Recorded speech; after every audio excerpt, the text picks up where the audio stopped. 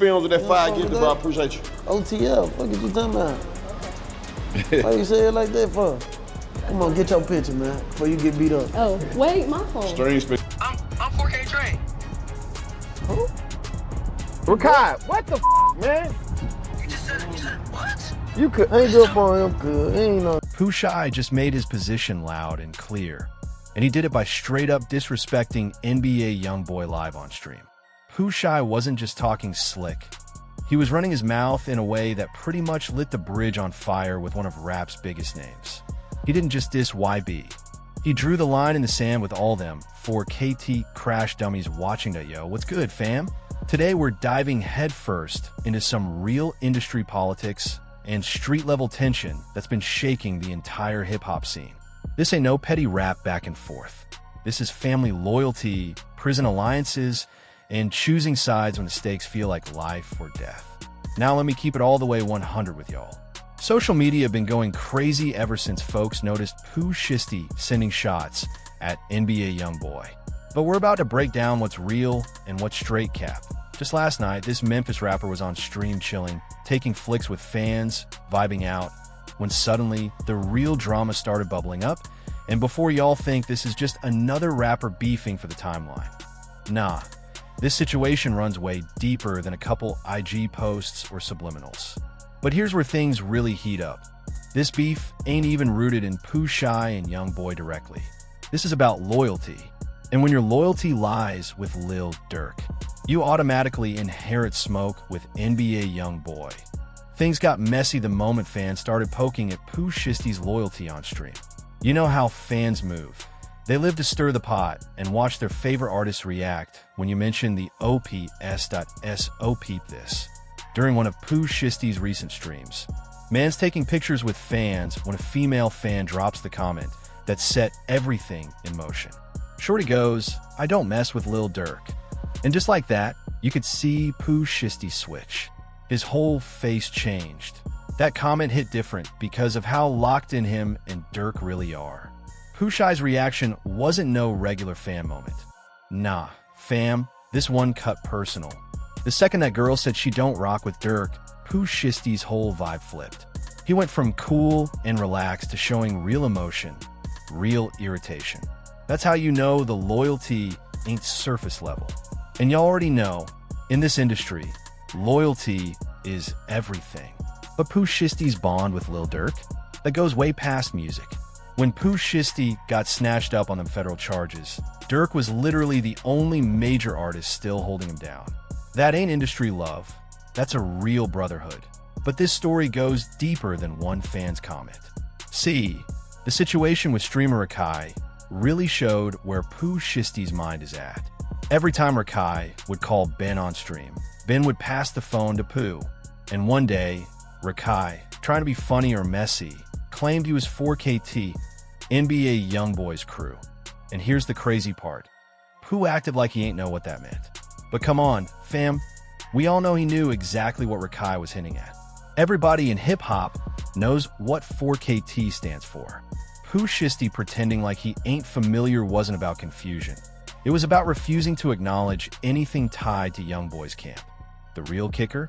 Pooh wasn't just acting like he ain't know. He was intentionally refusing to validate the other side's existence. And that's when you know the beef is real. When you deny someone even the smallest acknowledgement, that ain't just disrespect, that's full dismissal. But let me break down why this tension even exists in the first place. Everything traces back to Lil Durk versus NBA YoungBoy. They've been going at it for years, and it's way deeper than rap. This is street politics, city pride, and loyalty to people who aren't here anymore. Durk and YoungBoy's beef started from that Chicago versus Louisiana friction, but things got personal when lives were lost. And when you're as tight with Durk as Pooh Shiesty is, you automatically take on his enemies. That's just the reality of the game. No cap. Chicago and Louisiana been at odds, but social media made it 10 times worse. Every post, every lyric, every emoji gets dissected by fans and ops. Durk drops something, YoungBoy fans swarm. YoungBoy posts, Durk's side claps back. It's a never-ending loop that keeps the beef breathing. And this ain't Pooh Shiesty choosing sides out of nowhere. Him and Durk were like family. They pulled up in each other's hoods, and in street terms, that's deeper than friendship. That's real trust, real allegiance. That's not something you do with just anybody. When you're comfortable enough to slide through someone's block like it's nothing, that's real trust, that's real loyalty. Think about it for a second. In the streets, your hood is your identity. It's where you grew up, where your people move, where you learn the rules of survival. So when you let somebody from a whole different city pull up and chill like they're one of your own, that's saying, yeah, this dude is family. This dude is solid. This dude's riding with me for life. And that's exactly why this whole situation hits so deep for Pooh Shiesty. When he got locked up on those federal charges, most of the industry washed their hands clean. Rappers who used to shout him out went silent. Folks stopped posting him, stopped mentioning him, stopped pretending they were ever close. But Durk never switched up once. He stayed the loudest one screaming "Free Pooh Shiesty" on stage, in interviews, online, everywhere. While everyone else moved on, Durk kept his name alive, and that right there tells you everything about how industry loyalty actually works. When Pooh spazzed on that female fan for trying to disrespect Durk, that wasn't just defending a homie. That was him defending the only person who stood 10 toes down when he hit rock bottom. See, some of y'all don't get how deep this runs. When you're facing federal time, people in the industry fall back quick. They don't want the smoke, they don't want the Fed attention, they don't want to attach their brand to someone the government is watching closely. Most artists keep their distance so their own careers stay clean. But Durk, he doubled down. Every city, every show, every mic he touched, he made sure people didn't forget Shiesty. You don't get loyalty like that in hip-hop. Not anymore. And this isn't just Pooh Shiesty being thankful. This is street code.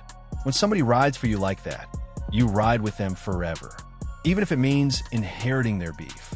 Even if it puts a target on your back. Even if it costs you opportunities. That's why the whole Rakai for KT moment was wild. Pooh wasn't acting confused. He was refusing to even acknowledge NBA YoungBoy's side out of respect for Durk. That's the type of loyalty where your silence says more than any diss track. But let's keep it a buck.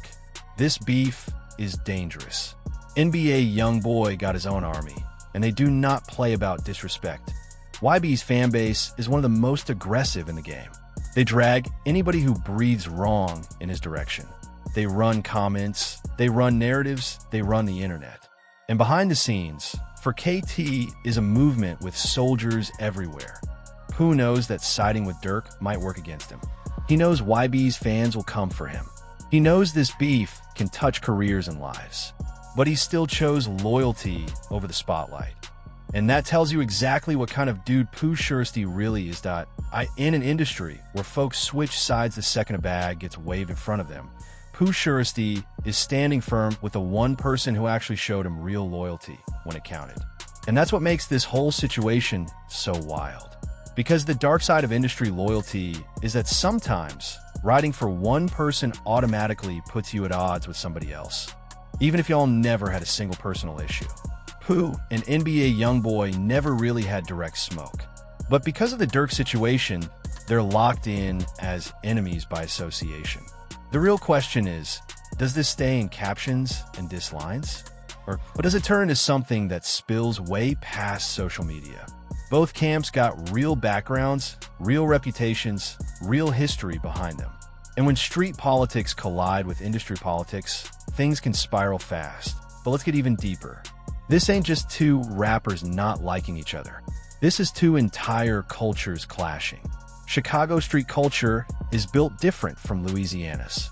They got different codes, different motivations, different interpretations of loyalty and respect. And throwing Memphis into the mix, where Shiesty is from, adds a whole third blueprint.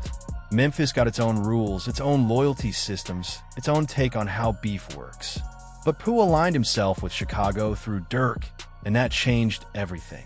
This beef is part of a much bigger shift happening in hip-hop right now. Artists are being forced into taking sides in wars they didn't start. Neutrality isn't respected anymore. You're either aligned or you're an enemy. A simple friendship can dictate your alliances.